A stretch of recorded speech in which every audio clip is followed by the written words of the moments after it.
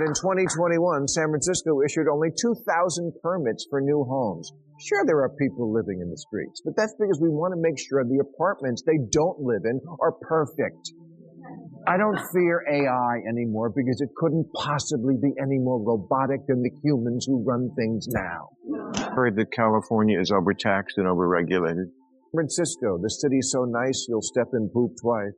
It's an area where homeless people were urinating and defecating, and it was starting to annoy the people breaking into cars. So the city tried to build a public toilet last year, but then gave up when the cost hit $1.7 million. Not $1.7 million for a public toilet system. $1.7 million for one toilet. Finally here, Maher has exposed Gavin Newsom for wrecking California, and I'm genuinely surprised because Maher has been a fanboy of the California governor. In a series of blistering tirades against the state, Maher argued that Newsom's overregulation and crushing taxes are what's drowning California. The critique was sharp, biting, and hilarious. So hit subscribe, buckle up, and let's get going. Network of regulators, administrators, inspectors, contract reviewers, project managers, fee assessors, special commissioners, zoning officers, and consultants whose jobs seem to be to make sure nothing ever happens and then charge you for it. The people who answer the phone, "Permit office, how may I hinder you?" Takes aim at the California government for its obsession with creating new agencies, offices, and task forces that ultimately get nothing done. Instead of solving real problems, the state keeps adding layers of bureaucracy that slow everything to a crawl. Anyone who actually lives in California can attest to how absurd it has become. Something as simple as fixing a garage door can turn into a bureaucratic nightmare. You're often required to secure 2 or 3 different permits, each involving paperwork, fees, inspections, and endless waiting. What should take a single afternoon can drag on for weeks or even months. That's the frustration Maher is ranting about. His point isn't just about inconvenience, but about a system that seems designed to trip up ordinary people while government offices expand endlessly. The irony, as Maher highlights, is that the more agencies California creates, the less efficient it becomes, leaving residents stuck navigating red tape instead of getting things done. It's like San Francisco is actually proud of being impossible. Asked about the toilet, a spokesman for the Department of Public Works said, "We are a city of public input." Okay, but I'm stepping in public output.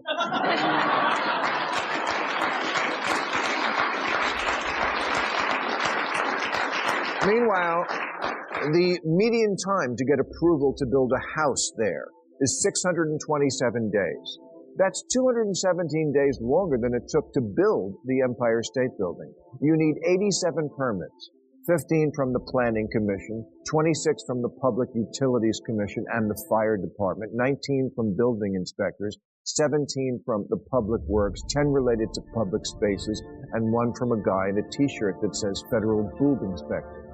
The absurd maze of permits required just to build a house in San Francisco. What should be a straightforward construction process quickly turns into a bureaucratic endurance test. Before a single brick is laid, builders are forced to navigate layers of approval, environmental reviews, neighborhood hearings, design boards, and compliance checks. Each permit comes with its own fees, delays, and consultants, all adding up fast. By the time you've cleared the full permitting process, you may have already burned through nearly 80% of your total building budget. That's before construction even begins. Maher highlights this as a core reason housing in San Francisco is outrageously expensive. It's not just supply and demand. It's a system that makes building so costly and time-consuming that only the wealthy can afford to play the game. The end result is fewer homes, higher prices, and a city increasingly out of reach for ordinary people. 15% of workers in America work for the government. That's 24 million people with one shared vision: to fine you if your mailbox is too big.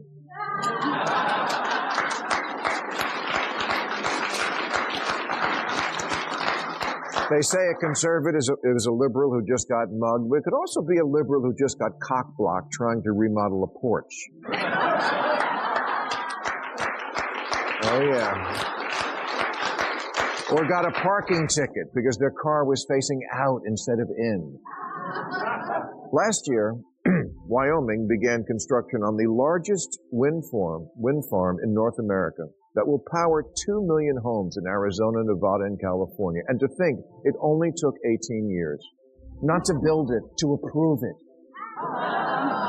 18 backlogged, knuckle-dragging, pencil-pushing, thumb-twaddling, ball-scratching years. Yep, it took a staggering 18 years just to approve a single project that would have delivered wind power to California from Wyoming. Let that sink in. In an era where politicians constantly preach urgency about climate change, a clean energy project was trapped in regulatory limbo for nearly 2 decades. 18 years of environmental reviews, hearings, revisions, lawsuits, and bureaucratic box-checking before anyone could even break ground. By the time approval finally came through, technology had evolved, costs had ballooned, and the political moment had long passed. This is exactly the contradiction critics like Maher point to. Leaders who talk non-stop about green energy, yet preside over a system that makes building it painfully slow and almost impossible. Instead of accelerating solutions, the regulatory maze strangles them. If it takes 18 years to approve wind power, it's fair to ask whether the system is actually designed to solve problems or just to stall them indefinitely.